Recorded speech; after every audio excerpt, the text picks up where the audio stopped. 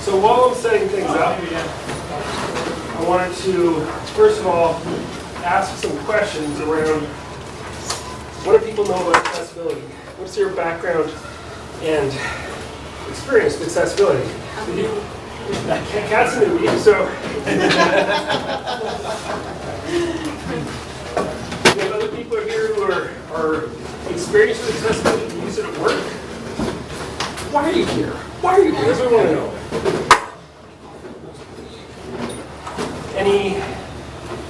Any thoughts on accessibility? What drew you to this event? Every website that I build has to be accessible, so It's the long road. That makes sense. All right, excellent.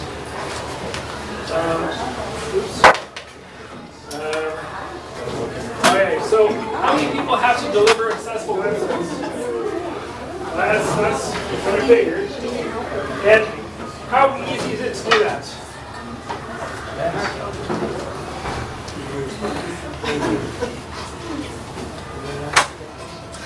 All right, is this on?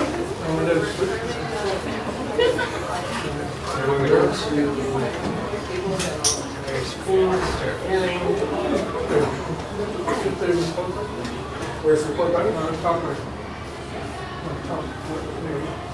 Oh, sorry.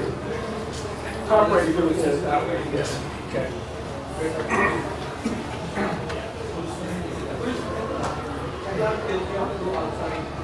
Presto.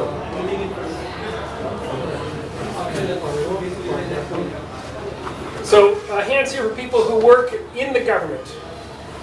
Okay, what about people who work on supporting government websites? So there's less people, more people in government. That's interesting. How many people here use Drupal on a regular basis? All right, excellent. How many people here have a laptop installed here with Drupal on it that's running Drupal locally? So a couple of people, not that many. Did you know about the launcher tool that Drupal's been just announced? It has never been easier to install Drupal CMS than it is right now with the launcher module that's built, that you can download from, and then check out Drupal CMS and check out the AI tools that I'm about to demo here, because pretty much what I'm demoing here you can experience on your own using the Drupal launcher, except you'll need to get an AI provider. So this is not, I'm not going to be going through and walking through the process of like how do you get an AI provider, what that process is, but I'm going to be highlighting some of the advantages of using AI alt text and how that can, any luck? So I'm Mike Gifford. I used to own a company here in Ottawa called Open Concept. I now work for a company called Civic Actions in the States. I now do a lot more work on open source and promoting open source, as well as still doing stuff with Drupal as a Drupal accessibility maintainer. Also doing work on digital sustainability, because we are in a climate crisis and we have to go off and deal with that, and our industry does impact the environment. We have a huge impact on CO2, and with AI and these other tools, that's only increasing more. So we need to be thinking about that as we're doing these talks. And I didn't think about the recording process when I was thinking this. Yeah. Sorry about that. Okay. Is it okay? It's recording, but I'll sync these slides here. Okay. Go. From that video. Perfect. Okay. AI is new. Drupal CMS is new. Have people here tried Drupal CMS? Okay, only a handful of people. It's just launched in January.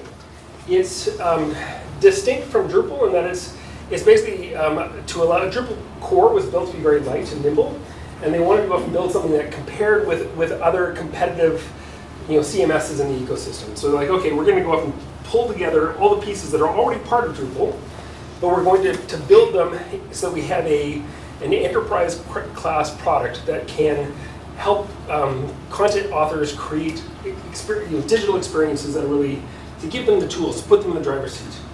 And one of the things that came with that is the inclusion of AI. But first of all, most people here know about the importance of alt text, and I'm running a little bit behind, so I'm not going to go into the importance of alt text in all that much detail. But we do know that It is part of WCAG success criteria 1.1.1. It's the first thing you should see when you're trying to learn about accessibility is looking at the importance of alt text. It's useful for SEO. It's useful for people who are blind. It's also very useful for AI and other tools to go and make sense of these images. And it's also useful for using. Yes, thank you. I did not get water at the restaurant, but I should have. So for using tools like Alexa, Google Home, Siri, it's also quite useful to have that alt text built into it. People heard about editorially. There's been a couple different talks about this. It's a really useful module to help authors. Like, it's ultimately about nobody wants to go off and get an error report from about an accessibility problem on their website 2 months after they published it. Imagine if this was being done for spell check. If spell check was something you got errors about it, a month after you created the document, like, that'd be embarrassing. Nobody would want to do it. It'd be really hard to go off and address that. Whereas if you can do it in real time, then editorial is a great way to try and help speed up and also to make it be something that is easier for the authors to be able to see the problems that they're having. So I wanted to talk about that, and also just say that this is now included as part of the Drupal CMS implementation, the content management system that is being called Drupal CMS. And that's really useful and a good example for other people, because we do want to be seeing these tools be available for people when they're testing and evaluating new content management systems. So think about looking for this or asking for this to try and give your users the tools that they need to go on to create accessible content. How many people heard about ATAG, the Authoring Tool Accessibility Guidelines? It's something that's not generally known. It's something the government should be asking for, especially here in Canada, because this is a Canadian standard. This is a standard that was built by Jutta Treverius and Jan and other people at the IDRC, and it's a really good example if you're thinking strategically about how to address accessibility issues. Yeah, absolutely, the templates matter, the framework matters, the content management system matters, but the authors are producing a great majority of the accessibility errors in most modern websites, and they need support. They are not accessibility experts. They should be subject matter experts. They should not be accessibility experts. So think about how do we support authors in doing the work they're doing. And ATAG is broken up into 2 parts. Part A is making sure that the authoring interface is accessible. Part B is making sure that you're supporting authors to create accessible content as much as you can. We did a lot for Drupal 7 to go off and to deal with Part A. So Drupal in the back end was something we built in early to try to address that accessibility issue, which is why organizations like the CNIB and the National Federation of the Blind and the RNIB and others are using Drupal, is because the back end is accessible for their users and it's being tested and evaluated by the community for many years. But ATAG was brought into Drupal. Part B was brought into Drupal 8 as an effort to try and make it easier for authors to be able to create that accessible content and to support those authors. We didn't have the ability to go off and include AI at that time, because this is now quite a few years ago, nor do we have the ability to support tools like editorially, which gave you that feedback right in the interface for authors. But it's something that we do want to see as our commitment to supporting authors and creating that accessible content. So people know what FOSDEM is. FOSDEM is this giant, crazy open source conference that happens in Brussels every year. If you're open source people, I really recommend you try and go to it, because it is both, well, it's nuts. Like, there's 8,000 geeks taking over a university campus, and there's 40 concurrent tracks that are happening at the same time, and whether it's legal and policy or whatnot, and the governments are there. There's sort of all these sort of associated events that are organizing around this. But this year I was in Brussels speaking about this alt text tool I built, and you can watch this because it's an open source event. All the talks are free and online, so you can see it if you want. But I built a simple tool to go off and crawl websites for alt text. And I used AI to try and do this. I'd never written any Python code, but I was like, I can probably make this work with ChatGPT, and I did. And it crawls websites, looks for alt text or images, as well as titles and area attributes, and puts it all into a single CSV file that can be evaluated for the the presence of properly formatted, structured alt text. And what I was expecting was that you'd be able to sort of take these images in the alt text, and you should be able to say, okay, if you just see the alt text for the images on the website, you should be able to have some sense of what the content is, what the structure is, if you strip away everything. I wanted to sort of test that hypothesis. I was also quite annoyed by the fact that the testers that we use check for the presence of alt text. None of them that I'm aware of test for the quality of alt text. So alt text can be complete shit, like image.jpg, and the testers will go off and say, whew, good enough, there's content in there, but that's bad, because it doesn't help a user understand what that image is. So I wanted to evaluate the content as much as I could to be able to look at the structure of it, but also be able to present a view that allowed me to scan hundreds of web pages and get a list of all the images and all the alt text and see it in one place. Because things are missed. Even in accessibility-focused websites like section508.gov, I found no alt text, I found crappy alt text, and this is the US federal department that is doing most in the US to try and support accessibility, possibly with the exception of the Access Board. But they have resources and dedication and experience and are seen as the go-to place for US accessibility. And they miss these very basic elements about accessibility as part of their process, because it's complicated to maintain accessibility. So just how bad is it? Well, yes, it's pretty bad. So because I'm doing this talk in Ontario or in Ottawa, I scanned a couple relevant government websites that all are meeting should meet the requirements. I'm starting with Ontario first, because they implemented the AODA 25 years ago, and as of today, Ontario is supposed to be the most accessible region in the world. They failed. Ontario is not the most accessible region in the world. Europe is certainly doing a much better job than Ontario. I found lots of instances of empty alt text, but I also found instances that I wasn't expecting. I found this example here of the set the non gratuit simple. It's information about how to go off and to register for a driver's license or something like that. But when you go to it and you look at this, it has nothing to do with that. It's just they put in the wrong alt text, and they're like, wow, that's ridiculous. But like just sort of finding bad alt text that shouldn't be. Again, the test wouldn't have identified that. A language learner, if you applied the language test, you just have to look at it and say, well, this doesn't apply. I found one with the city of Ottawa, which in the city of Ottawa was really quite good, and they had a little bit more time. Like the provincial governments were supposed to be accessible a year or two before the municipal websites were, so put this in this order. But you've got, so there's a truck. There's a truck here. There we are. So this is described as a methyl metrochloride MMA point truck. It's like, is that like? Is anyone going to, like, does it matter that it's a methyl nitrochloride point truck? Like, no, this is this is some clean truck. Like, if you're looking for good alt text, you would never start it with the phrase methyl metrochloride MMA point truck, because that's not relevant. So it's interesting to go off and see that on that. On one hand, again, it could be the red light camera ticket.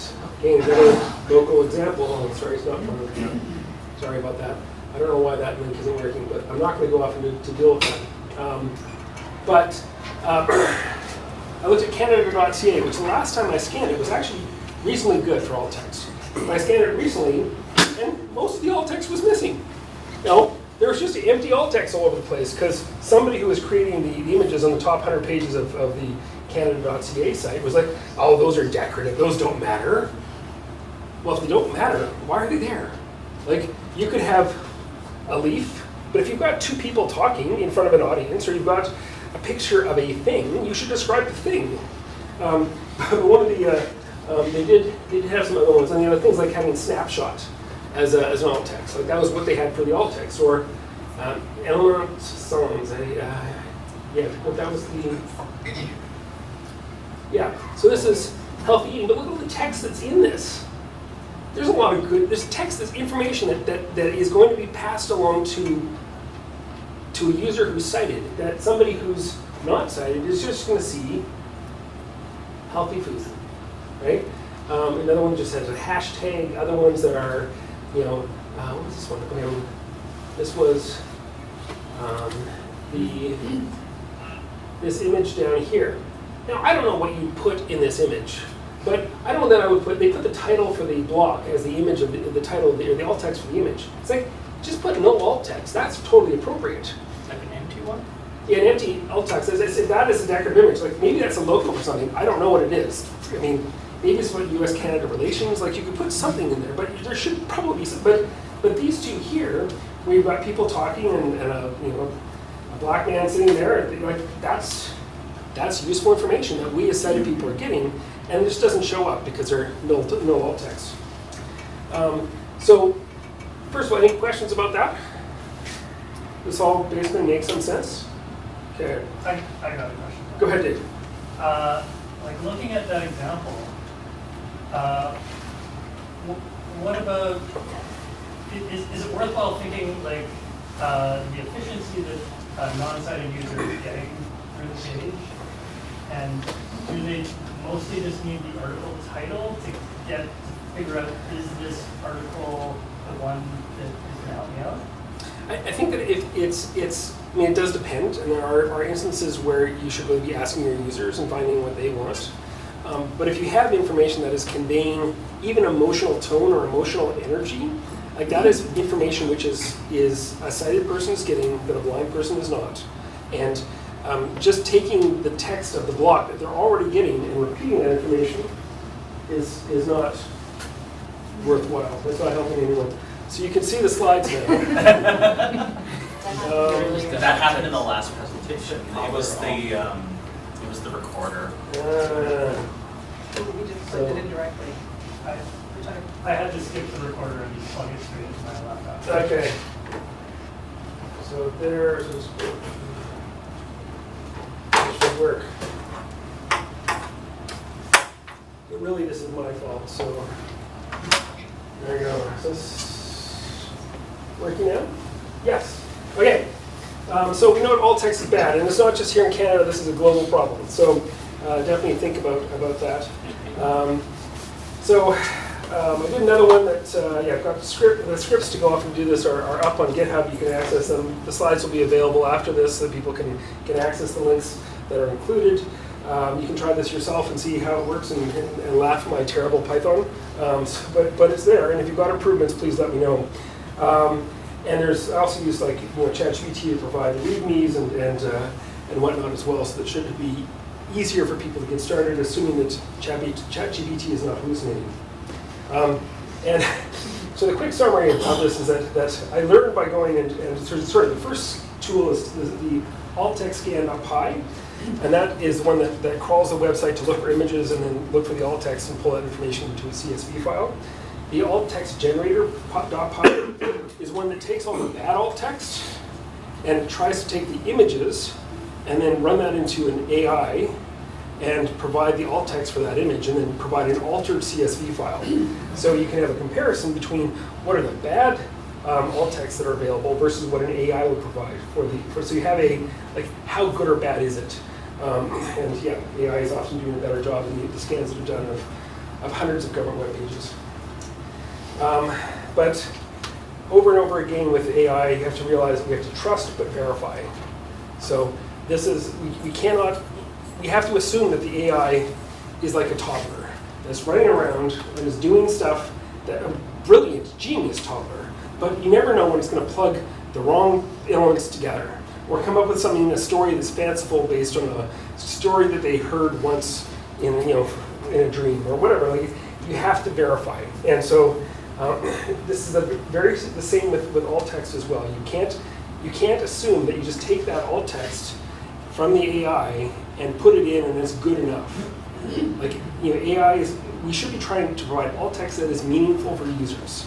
How do we make sure we're providing that context so that we don't have shitty alt text that meets the tests, but we actually are able to provide good experiences for people who are blind or low vision. So use robots for what robots are good for, use humans for what humans are good for, humans are much better at understanding the context of what they're trying to say because they're the people who are writing the content. So take those content experts,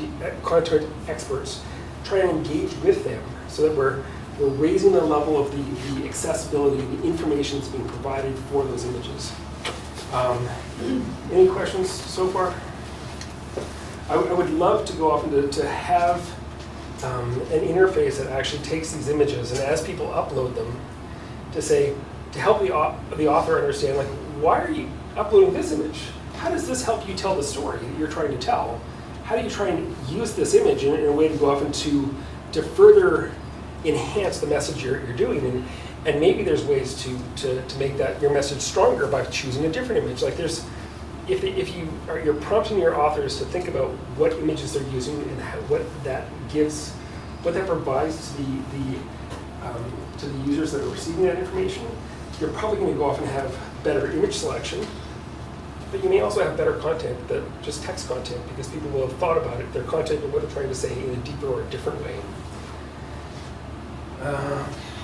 So, as I said, Drupal CMS comes with some great new tools, and the AI module is part of Drupal now, Drupal CMS, and you can just enable it once you've got a provider set up, and there's some guides to go off and help you do that.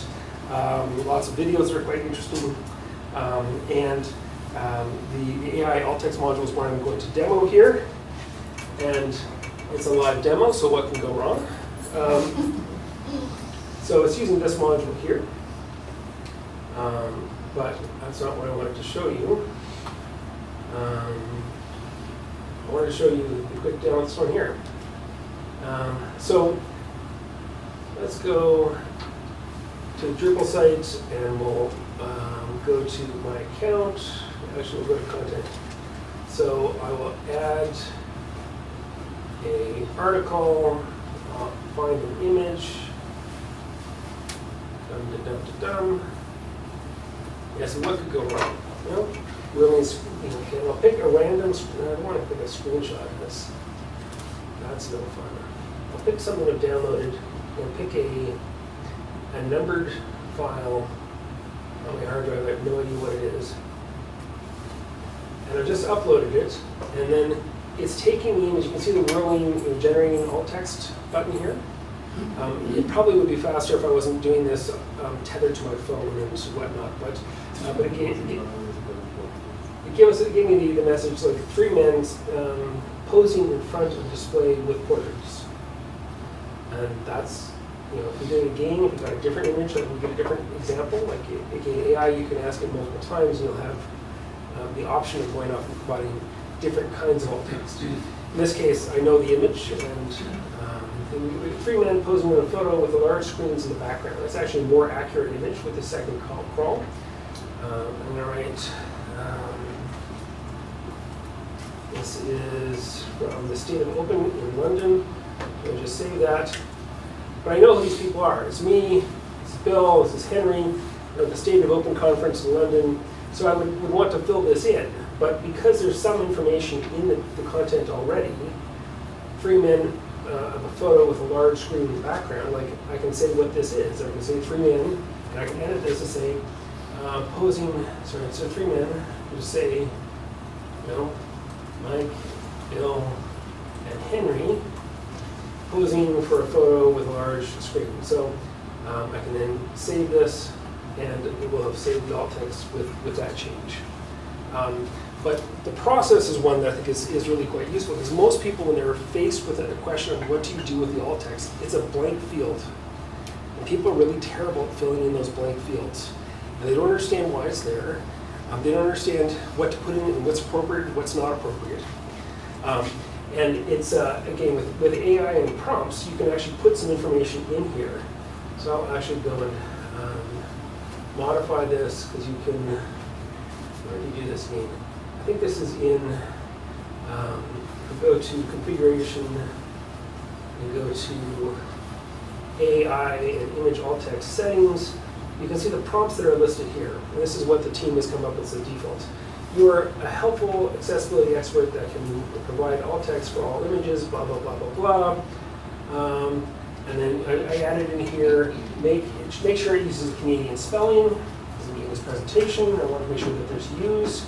I can also say, make sure it should be haiku.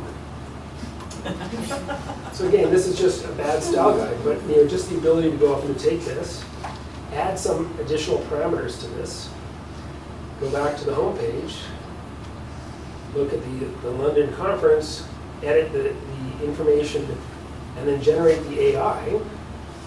It's going to drop the Mike Henry bill, Mike Bill Henry, but it's going to give us a snapshot that is a haiku. I was assuming that I spelled haiku properly, but which we can screw up in presentations. So, three men smiling wide, standing before a big screen, friendship's gentle and warmth. So, that's not a good process, but it is still better, even in a haiku, than most of the alt text that I've seen on Canada.ca. So, again, I wouldn't recommend doing this in Pirate or in any other thing. Like, you could, but I wouldn't recommend it. But just as an example of how powerful this is to go off and to customize things to your department or your institution. And there could be other ways to say, we want to make sure that if you're dealing with medical devices, you could try and help the AI know what this is by saying, so for a certain content type or a certain kind of information, you want to be able to have alt text that is relevant for doctors. You want to be able to express this information to doctors or to for a scientific audience, or like you can put that in and get a much more fine-tuned response than almost any human I've ever met. Have you heard any stories, news stories about people writing good alt text? No, but there's one. NASA did. I think it was at the Hubble or some launch. They went off and they launched a website, and they went and created these really detailed and expressive descriptions of the stars that were like of the photo. They were maybe a paragraph long. It was like probably longer than what is recommended as a best practice, but it got so much attention because there was so much. It was done so you could visualize it. You could look. You could hear that, and if you were thinking about it, you could say, "I understand a little bit of what this would look like, even if I can't see the picture." So again, that's probably not an ideal, but if for a NASA, for a scientific website, I think it is probably not an inappropriate amount of information to have. Any questions here? Yes. Go ahead. For the prompts for the AI to generate the alt text, can you put something to look into the page content, like into the article content? Not I don't think so. But that's also something that it is a matter of time, right? It's as of right now, the alt text will just describe the image, which yes. is half of the thing that I need in a good alt text. Yes. Yes, it's an alt text, but to be perfect, it has to be half image description, half page content, because same image can have a different alt text in a different article. So I was curious if you can do that, but if it's going there, in the Python script that I did try to find a way to blend it, to have some way where you can pull the information from the page and the information from the image, and find ways to make it contextually relevant. But this is a module I've only just basically played with, and so I think that there's a lot of value in it. I'd love to see more people using it, partly to try and get more people exploring Drupal CMS and the AI integrations with Drupal, but also just because it will get better results for people who have liked. Is there a way that this will work with like an entire gallery of photos, for example, and then go through all of them individually and generate? There is a bulk tool to do that, so okay. that is already included. Okay. But the challenge is again, like it's trust but verify. How are you going to, if you're going to do this, then it's you really should be trying to find ways to at least have verification, at least on sampling. Like you're trying to find some mechanism to do this. Dries Boychart, who's the head of the Drupal community, he and the founder of it, he did an interesting study on his blog you can find where he's done a number of different tests with his images, because he realized in his own personal photo blog that he had like 10,000 photos up there. maybe 1,000 of them had alt text, and it was like, wow, this isn't very good. So we tried a bunch of different alternatives to try and say, well, what are the combinations that work, both in terms of using commercial services, using different forms of prompts, using, how do we try and experiment, to try and learn, how do I provide better alt text for these 10,000 images that I have? And again, that was really, he posted that information and posted the kinds of results. It was really quite interesting to go up and see that. So I'd recommend that people take a look at that as well. So, survived the demo, that was okay. And I'm definitely open to having more questions as people come and have them. Yes? Yeah, I'm wondering about whether the module supports French language or not. French isn't a problem. No. Or Japanese or whatever. And it's also interesting to be able to say, like, how do you provide, it is as good as AI translation is. Again, trust but verify. And yes, you should understand the subject matter the subject matter that is being described, as well as the language that's being described. And like it is useful to go off and have that. But right now, there's inconsistent quality of alt text. Unfortunately. And often you have the wrong language for that as well. So you can build in things like language detection as well to make sure that the alt text is in the right language for the user who's accessing this. It's not built into this tool, but it's a possibility. Yeah. Yes. So right now, I think based on what I last checked, the alt yield is operating the file or the image itself. Now, if we use that image in different pages, the alt text would be the same. Is there currently a tool that would allow us to have a different alt text, different use case of the same image? No. Sorry, but you're right, 100%. And it's tied to the media module and efforts to try to do that. But absolutely, there should be different ways to describe that information and be able to have a default alt text, as well as having an opportunity to override it in this context. But that's something that we need to build and to test and to push into core, or at least push into a contrib module, so that we have the ability to have that level of control, which would give us the kind of accessibility that we will need to actually have that contextual relevance for images. And there's lots of examples of people who have the same image that, depending on what the author is writing about, you're going to want to focus on different aspects of the same image. So, that's a great question. Right. So, everyone here know what CK Editor is? CK Editor is just a WYSIWYG editor that's built into Drupal. I wanted to also touch on plain language. So I was talking with Jamie at DrupalCon Atlanta, who's the guy behind this, he was I asked him just sort of on the spur if there's anything to do with plain language that he's built into the AI tools, and this is something that'd be really useful. And he's like, oh yeah, that's there. This is how you do it. And like within like 5 minutes of me walking past him, he had something up and running. They demoed the process based on code that was already in Drupal CMS. But the concept is pretty simple. It's like, how do we try and make sure that we make it easier for people to create content in plain language.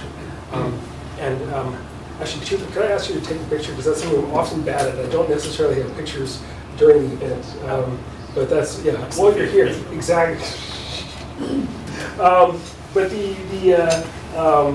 I wanted to go off and just highlight that writing plain language, just like writing alt text, is difficult. And it's not something that people are good at. Has anyone looked at a plain language style guide?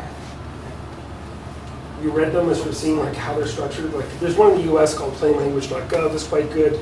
The UK has one, there is one in Canada, I forget what it is though. Australia has some really interesting ones. They have ones that are called easy reading, which is just it's sort of like an enhanced version of plain language that has more specific criteria. But all these style guides are generally read by people, and then people write content and hit submit, and it's filled with all kinds of errors that somebody who understands plain language and believes plain language and is trained to use plain language would avoid. But it is really difficult to write plain language. At least it was. It's not much easier. with this AI integration into the CK editor. Again, trust but verify. But there's an option, thank you very much, to be able to take to set a tone. And I wanted to demonstrate this for this meeting. I have some examples of plain language rules, and I put some of this into the example module I'm going to be demonstrating. And we can highlight this, but this is the kinds of instructions you can give to an AI, and it will interpret whatever text you give it and reapply it as something else. So this is favor short sentences, as it will keep the messages clear, aim for the average word length of 20 characters, use unambiguous words, avoid jargon, slang. Like, this is all stuff you've read before on how to write for government or how to write. Like this is all common stuff, but it's hard to do when you're writing content because that's not how we think. We think about, So I went off and there's more of them here, and you can find other lists. But if people look at the slide presentation afterwards, you can take a look at that and see. Also thinking about tone in terms of the potential for personalization. When Canada.ca went to the Adobe Enterprise or Adobe Experience Manager, one of the things that I think it was being sold on was the idea that you could personalize your content for different audiences. I'm pretty sure that has never happened within AEM because it took so much to build and roll this out. Personalized as like target or? To write content that's set for a particular kind of user. So you know you're a government employee because you're coming from a government IP address, so therefore you can make assumptions based on the fact that you are a government employee that has, so there's things that you might be able to get access to that you wouldn't as a citizen coming from the outside. Or maybe you're at the Immigration Canada site, and for some reason they know that English is not your first language. It's like, well, let's try and give you content that's personalized for somebody that has English as a second or a third language. That is possible, but I don't think that that's something that was ever built into the tool. Because it's a tool that's built for commercial applications that are trying to sell advertising and personalized content for situations that the government of Canada hasn't been. But it could be quite interesting to be able to say, how would you provide different versions for different kinds of people?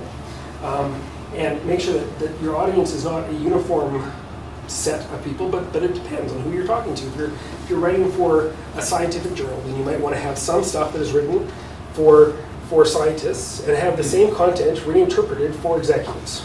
Because the executives will not understand the scientific jargon, even if they have to read it. And they have to get the same value out of it, even if they're using a different vocabulary.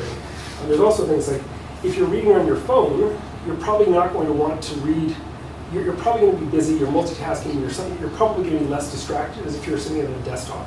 So you can make assumptions based on how you're reading the content you might want to try and bring into this. So yeah, I think there's some interesting opportunities, but I explored this in this page here. So let's just make this a lot bigger because it's really not useful to see it. Okay. So playing with tone. So I took the Wikipedia page and I picked an election with the Wikipedia page for the election and grabbed the information. It has lots of links, and I copied it a bunch of different times because I wanted to be able to take a couple paragraph information and say, let's look like, how would this look like as a plain language document?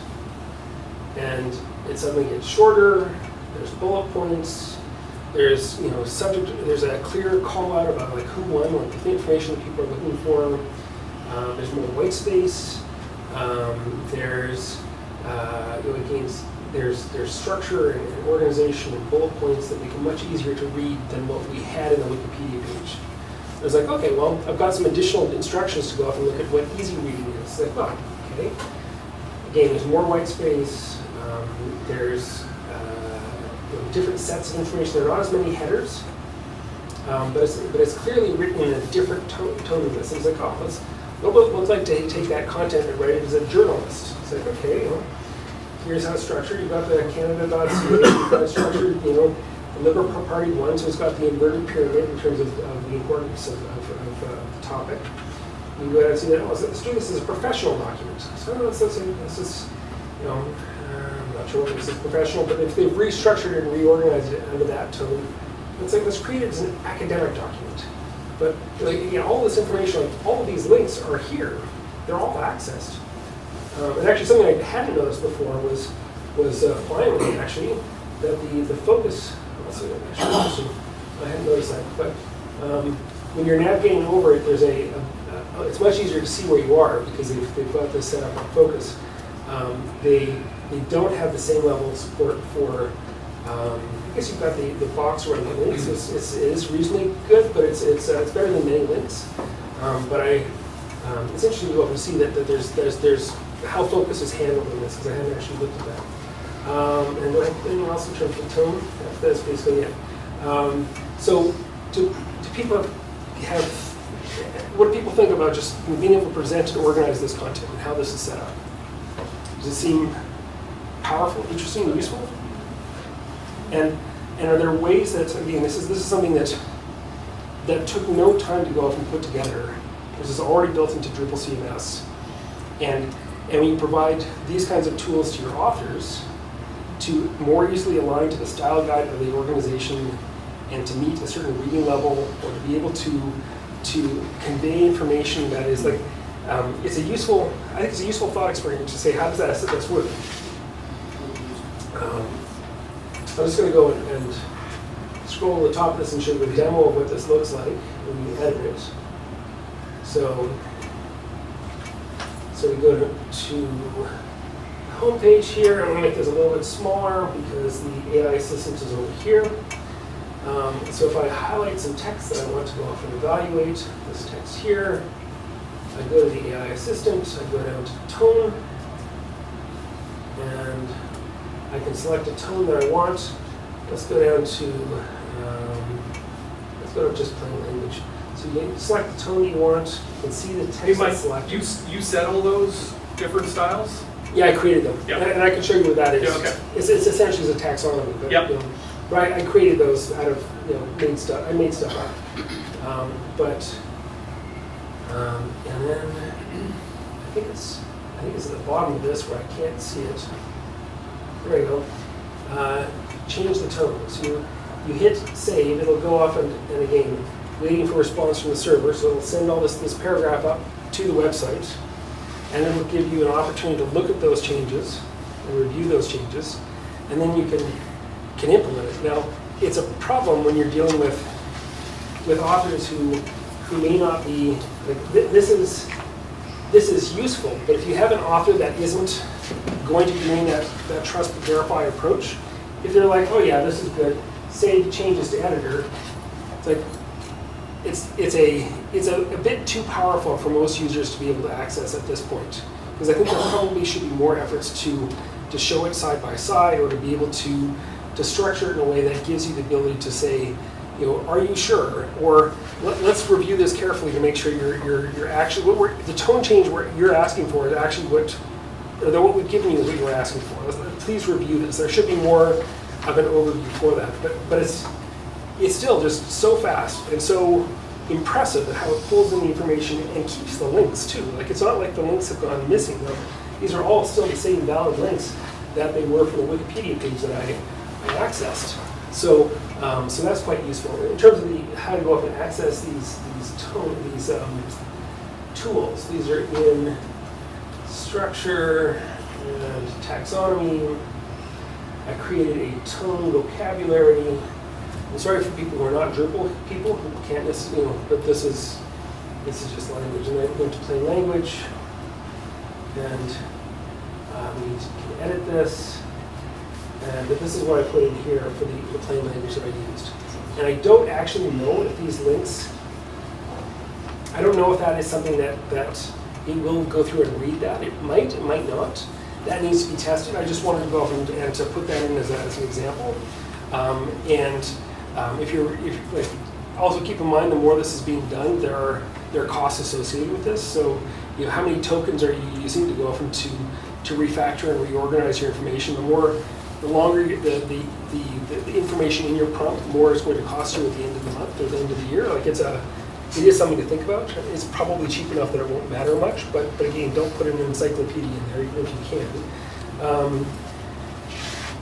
More questions? I could see this being really great for higher ed, Yeah. and we have content strategists. So I could see the content strategists working with like a higher ed and having those for students, teachers, professors, yada, yada, yada. And you could have different opportunities to create those different blocks of content for different authors. Yeah. And then depending on how somebody is logged in, they will get a different set of information on the same page. And it'd be easier to make it consistent, potentially, because you have them all in the same node, so you're actually able to access and edit and manage that. Yeah. There's risks too, though. If you have duplicate content written for different audiences, then how do you make sure if you change one that you're also changing the others as well? Yeah. But again, this is all new technology, new tools that are available as of DrupalCon, and in probably January. So it's all very fresh information. But how would this be applied in your institution? What are the kinds of challenges that you would face if you're trying to say, how do we write in a consistent tone?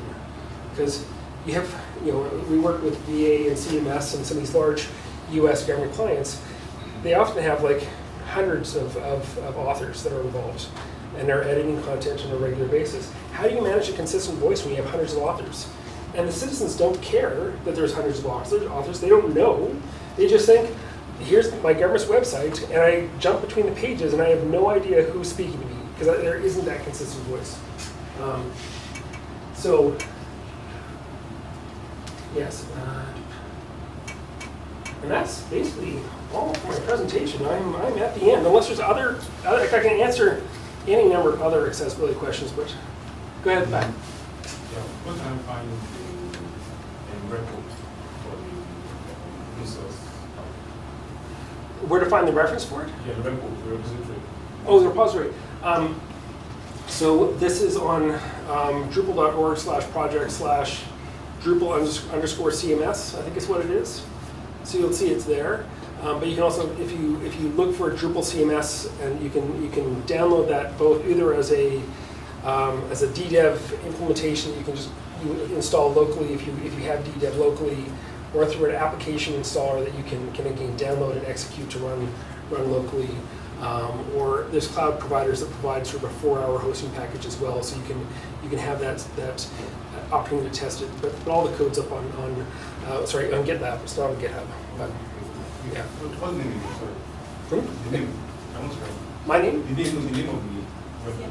Oh, the Drupal CMS. Yeah. The Drupal_CMS is the project name under Drupal.org. Yeah.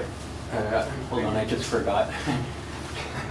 No, I hate it when that happens. In the course of your demo, did you get a sense of how much tokens you used, and depending on which engine, what it would have roughly cost? I have no idea. I'm using Google Gemini, but because that's what was the cheapest for our company to go off and implement, and we're trying to go off and to do that. It's cheap enough that we're not counting it internally.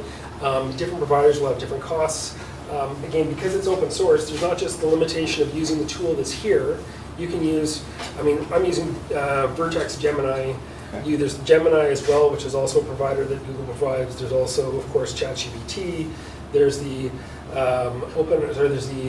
Microsoft Azure There's OpenID. DeepSeek and Manus and There's Olama if you want to go off and install it locally.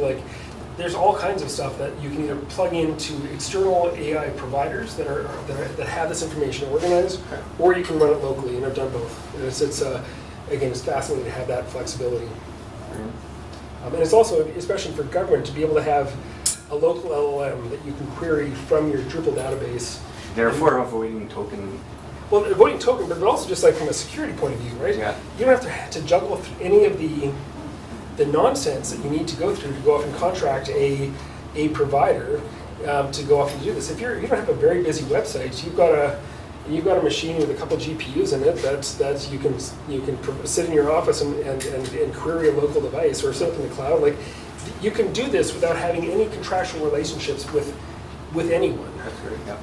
So that has a real potential for all of the intranet sites that government has. Perfect. Yeah.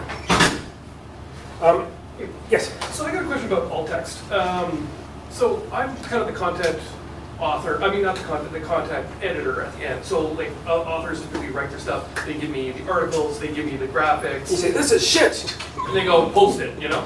And so when you say things like, you know, you have to write alt text, I mean, I have to look at the graphic, I gotta figure it out, you know, and then I gotta read the article like you're saying and kind of try to figure this all out to write proper alt text. Yeah.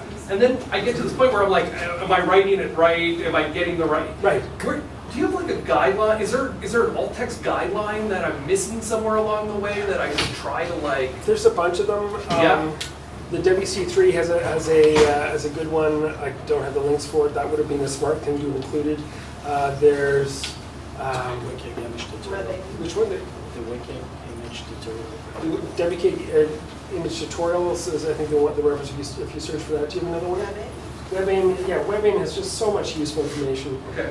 Definitely think that just searching for their guide is certainly what a lot of organizations do because they've been such pioneers for digital accessibility for over 20 years now. So that's another option. And can you take those kind of guidelines and put them into like an AI summarizer of some sort? Yeah, you want to customize it for your audience. I mean, there's all kinds of general tips, and that's what is customized. This is what's in the prompt that's part of this. They've tried to go off and provide some best practices, but you can customize it for what your needs are. And say, I want to go off and to have this be written for again, an academic audience, or for an internal government audience, or for I want to focus on things that are. Yeah, I mean, right now there's not a way to tie it into the content just yet. Yeah.